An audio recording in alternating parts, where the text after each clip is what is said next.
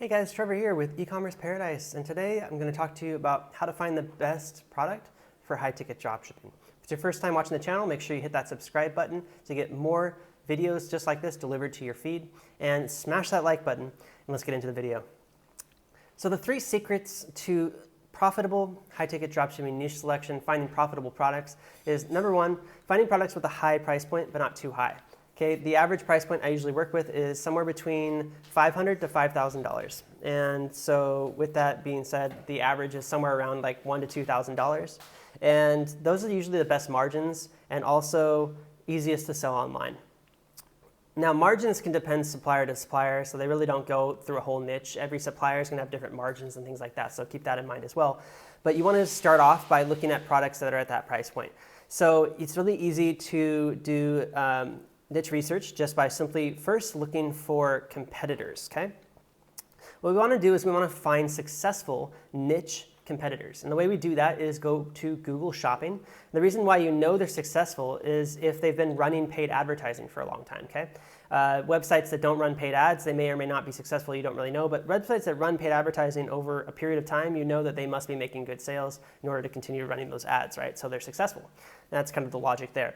So go to Google Shopping and type in the niche keyword, and then find sites that have that niche keyword in the domain name. Okay, that's a niche site. Don't find these broad sites like Amazon and eBay, Wayfair, but look for niche sites. Sometimes, depending on the product category, you might not be able to find niche sites directly on that category, but maybe on a little bit broader, and those work too. But try to find those competitors. Once you find those niche sites, you want to go to their contact info and try to see if they have a physical retail storefront. Okay, if they don't, then you know they're dropshipping. If they do, then they might have suppliers on board that don't allow dropshipping. So you can save their info for later, but don't use them to extract potential suppliers right now, okay? The next thing is each of these websites, you want to make sure that they have a big list of dropshipping suppliers, okay? If a website that you look at only has a small list of dropshipping suppliers, then they might not be as successful or have been around as long. Okay, if they have a list of 15, 20 or more suppliers, then it's probably at least been around for 6 months or longer, and so you know that they are quite successful, okay? Now, when it comes to choosing a product out of an entire list of products that you've written down, there's a few filters that we go through, okay? And number 1 is keyword search volume. Really simple. You can go to KWFinder.com, and if you click the link in the description below, you can get a free trial.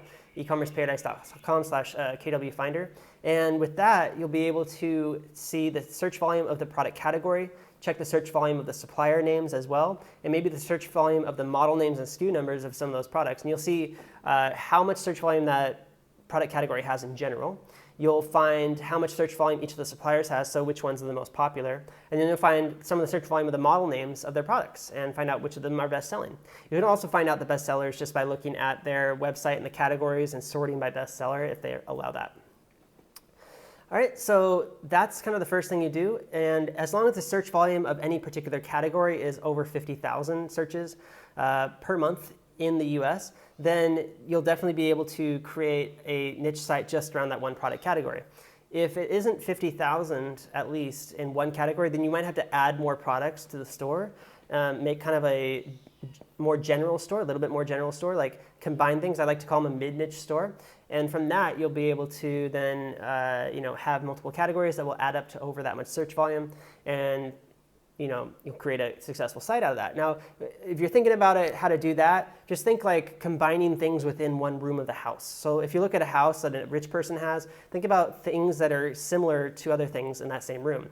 Like the patio, for instance, you have maybe an electric fireplace or ethanol fireplace, you have a pizza oven, you have a electric grill, maybe you have some patio furniture, things like that. You can put that all into one site. An electric heater is another good example. And then you can, if someone is looking for things for their patio, they can buy it all in one site, which is really easy for them. Another example is a home gym. A lot of people have gyms at their home, especially nowadays, and so you can sell them all sorts of things around the gym, not just gym equipment, but you can also sell saunas. You can also sell air purifiers, water purifiers, and things like that, things that they'll want to get for their home gym to make the experience better for themselves, okay? Another great way to look at it is just simply by doing your research on these competitor sites and really finding the ones that competitors are trying to promote the most. Okay, so you might see like graphics on their website, or you might see their list of brands. They put a few different brands at the very top. That way you'll find exactly which brands of products are probably performing the best for that retailer and which ones you should focus on recruiting first, okay? And if you find a niche like this, then I definitely recommend going after it. But the next thing you want to check, just to make sure that you're actually going to be able to do well enough in the beginning, is how many competitors there are. Okay, you want to make a list of how many niche site competitors, how many broad competitors there are, and things like that, and how many marketplaces those products are being sold on.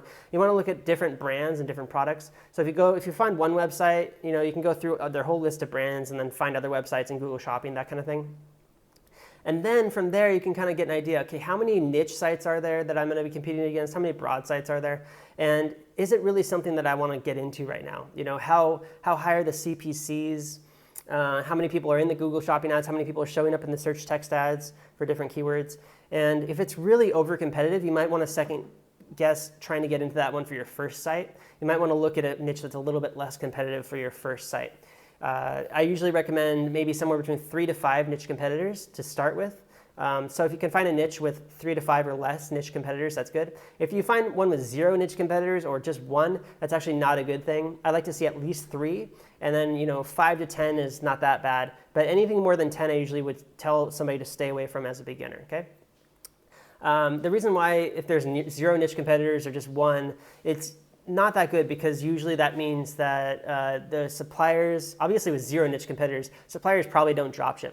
With just 1 niche competitor, they probably have exclusive deals with that e-commerce site. I've found that a lot, and they just won't open new e-commerce accounts up. But if they have 3 to 5, usually that means they're opening new accounts up.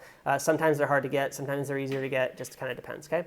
So that's how you go about it. Now, if you want to see a ideas list of niche ideas that you can start researching with, then go to ecommerceparadise.com/99niches. Link is below the description. It's 99 high-ticket products that you can see right now and kind of get into and figure out and do that research with. Now, if you have no idea how to do research, even after all the stuff I just talked to you about, because just kind of going through in one ear and out the other, then go and get my high-ticket dropshipping niche research course.